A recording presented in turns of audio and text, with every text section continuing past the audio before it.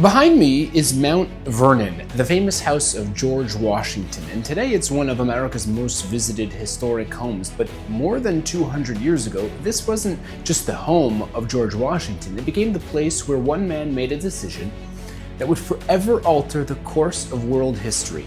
Every year on the 4th of July, Americans celebrate independence with fireworks and parades.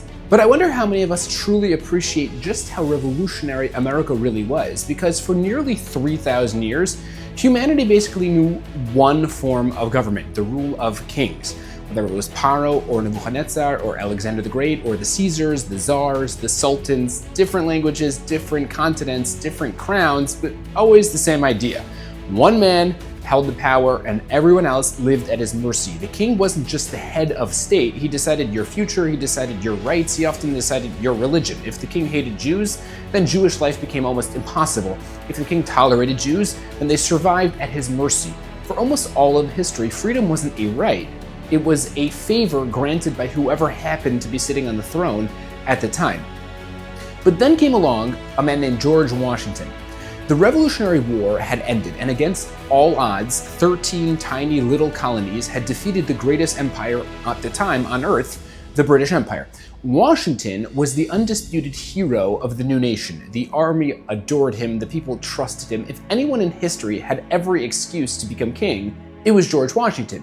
Many people expected it, and some openly encouraged it. There were even officers who proposed establishing a full American monarchy with Washington as its king.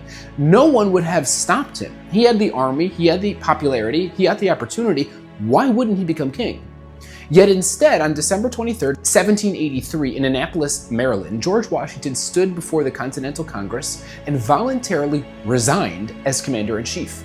The most powerful man in America willingly laid down his power, turned his back on the throne that many expected him to claim, and returned here to Mount Vernon with every intention of living the quiet life of a farmer. People were shocked. King George III of England reported to have said that if Washington truly returned to private life instead of making himself king, he will be the greatest man in the world. And he was right.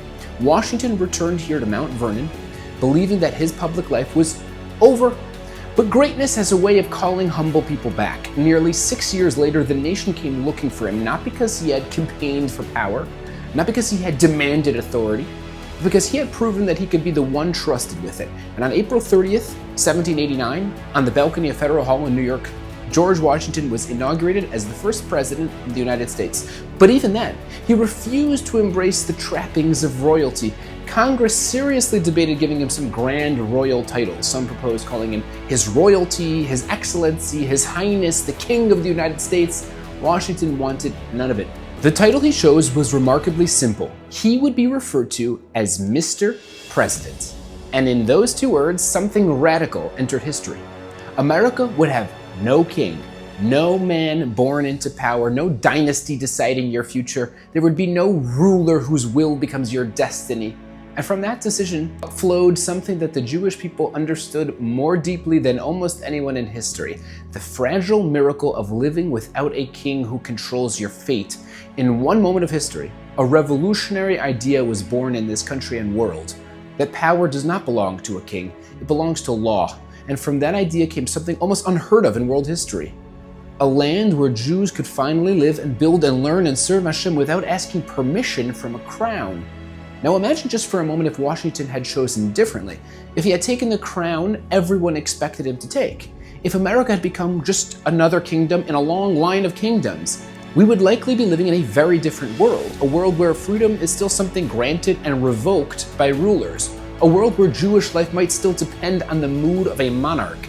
And in that sense, Washington's greatness was not only what he built, it was what he refused to become. He broke the oldest pattern in human history, and because he did, a door opened in the world that has allowed us Jews to stand here and serve Hashem with a level of freedom our ancestors could have never dreamed of in a million years. Ever since that day, for nearly 250 years, Jews in America have built yeshivas and batei midrashim and shuls and kollelem and schools and mikvahos and vibrant communities on a scale our ancestors could not have imagined in their wildest dreams. Not because a king granted permission, but because a nation chose to enshrine freedom in its law and protect it. And on July 4th, a day that celebrates the birth of this country, it is worth pausing with genuine gratitude, not taking for granted the extraordinary gift that we have been given. But as powerful as July 4th is, it becomes even more powerful when you place it against the backdrop of Jewish history. For a lot of Jewish history, the test was simple, but brutal. Could you stay loyal to Hashem when the world made it seem impossible? Egypt, Syria, Babylonia, Greece, Rome, the Inquisition, Eastern Europe, the Holocaust, different names, same story. A world pushing down on Jewish life from the outside. And the test was, for the most part, the same. Will you still remain a Jew when everything around you pushes you not to? But America created something almost unrecognizable compared to that world. Our test is not survival, our test is freedom. Our test is not serving Hashem when it's hard.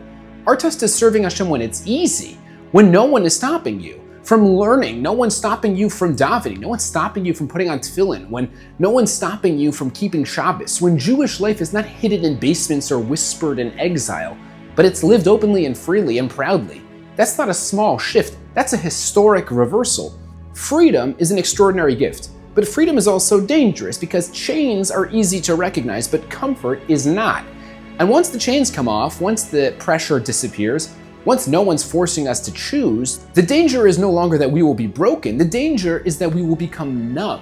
The question is no longer, can I serve Hashem? The question becomes, will I? 4th of July for Jews is more than fireworks and hot dogs. It's something deeper. It's gratitude, but not naive gratitude. It's appreciation, but also awareness. Awareness that we are standing inside of a miracle that we cannot afford to take lightly. We are living in a country where Jewish life is protected and not persecuted, where Torah is not hidden, but it's built, where Hashem is not worshipped in fear, but worshipped in freedom. And that demands something from us, not just to thank Hashem for the gift, but to realize that the gift is also a test to see how well we serve Hashem in comfort, a test to see if freedom to us becomes the finish line or the starting point. Our ancestors fought to serve Hashem under pressure, and we are being asked to serve Him without pressure. And that may be the biggest test of all. The question every 4th of July asks of Jews is, what will you do in a world where nothing is stopping you from becoming who you're meant to become? History used to ask Jews, can you survive without freedom? America now asks us, can you remain faithful with it? How we answer that question will decide everything. Happy 4th of July.